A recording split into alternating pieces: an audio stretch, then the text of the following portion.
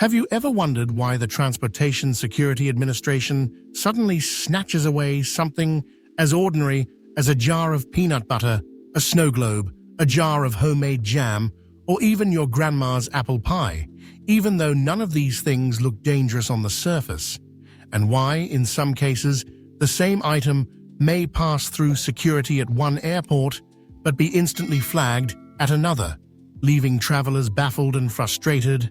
The truth is, TSA's confiscations are not as random or petty as they seem.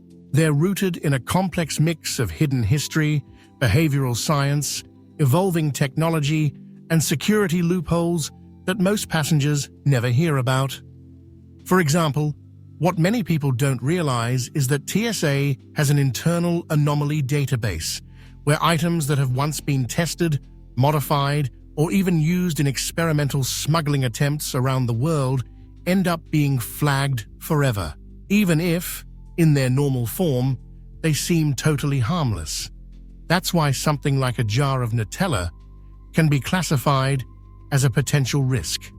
Its creamy, viscous texture makes it nearly identical on scanners to certain liquid explosives, and in simulated threat drills, contraband has actually been hidden in spreads and gels. Similarly, a snow globe is not flagged because of the tiny plastic castle floating inside, but because the density of liquid inside makes it opaque on certain X-ray angles, creating what TSA insiders call a blind spot bubble. And blind spots are red flags in aviation security because terrorists once used opaque containers to conceal detonators. Then, there are cultural and behavioral triggers. TSA doesn't just confiscate based on the object itself, but also how a traveler behaves when questioned about it. If you hesitate or appear defensive about something seemingly trivial, officers are trained to read that as a psychological indicator that you might be hiding something else, so the harmless item becomes the entry point for a deeper inspection. In fact, insiders have revealed that many items TSA seizes are not really about the object, but about testing your reaction.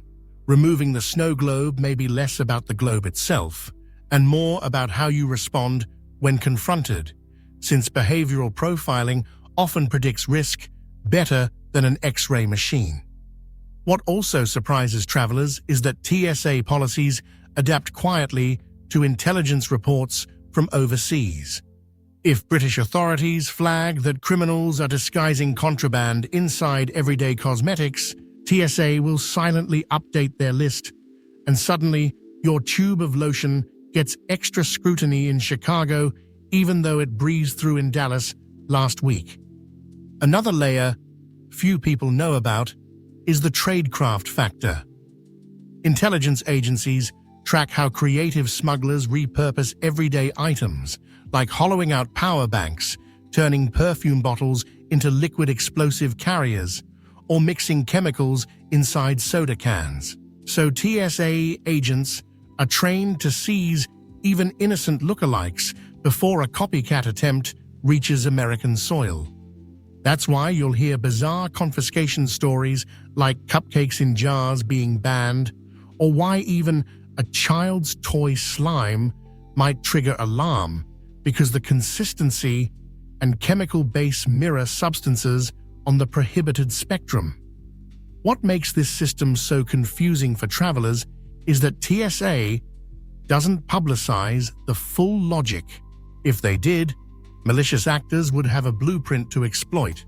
So passengers only see the surface, which feels arbitrary, while beneath it is a hidden cat-and-mouse game between creative smugglers and evolving scanners. Consider, too, that many items aren't confiscated for being weapons themselves, but for their potential to mask or mimic something else.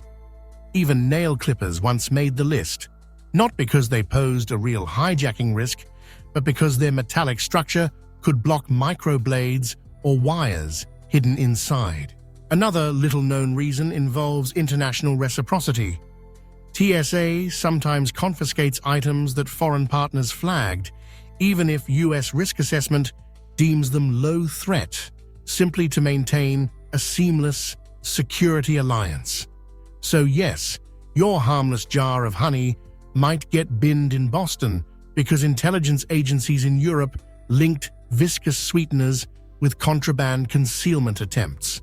On top of that, TSA also seizes items for secondary and non-obvious reasons, like preventing false alarms in bomb-sniffing dogs. Certain food oils mimic explosive residues, or protecting the calibration of sensitive scanners. Dense organics like cheese can distort readings, meaning your lunch may actually be interfering with billion-dollar equipment. What shocks many seasoned travelers is that confiscations also serve as a deterrent strategy. TSA deliberately makes unpredictable calls, so smugglers cannot rely on consistency.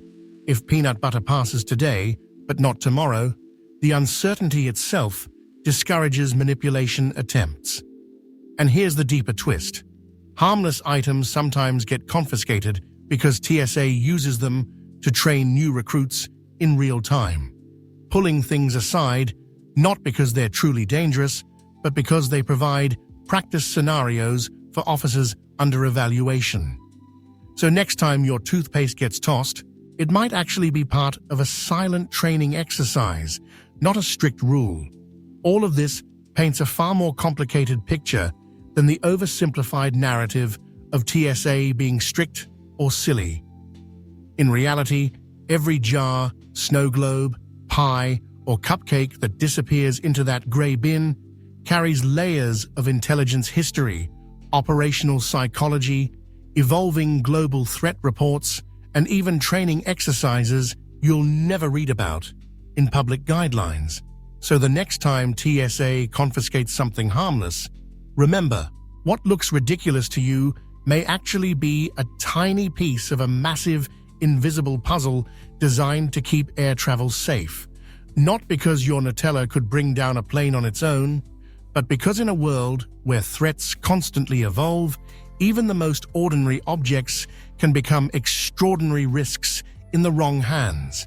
And that is the paradox every traveler unknowingly participates in each time they step through airport security.